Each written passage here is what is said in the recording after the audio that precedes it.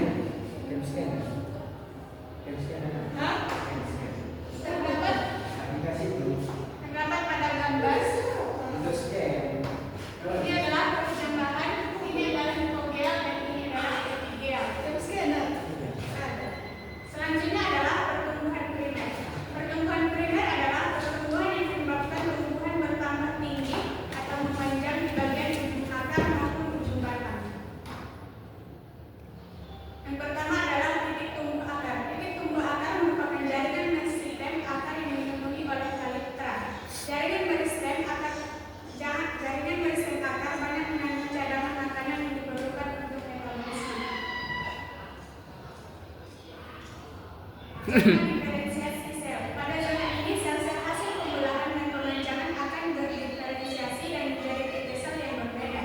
Sel-sel ini akan mengelompokkan sesuai dengan persamaan struktur. Sel-sel yang memiliki persamaan struktur ini kemudian akan membentuk jaringan dan dengan fungsi tertentu. Yang kedua adalah titik tumbuh batang. Titik tumbuh batang adalah jaringan meristem yang terdapat pada ujung batang dengan tunas yang disebut kuncup. Kuncup tersebut dari daun-daun kecil yang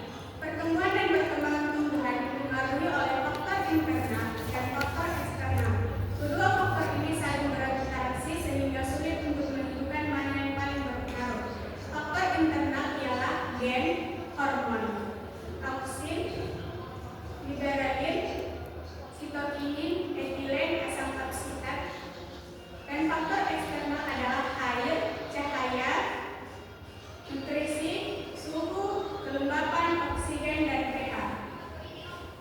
Demikianlah yang dapat saya sampaikan. Semoga apa yang saya sampaikan dapat bermanfaat bagi kawan-kawan semua. Sekian. Wassalamualaikum warahmatullahi wabarakatuh. Waalaikumsalam warahmatullahi wabarakatuh.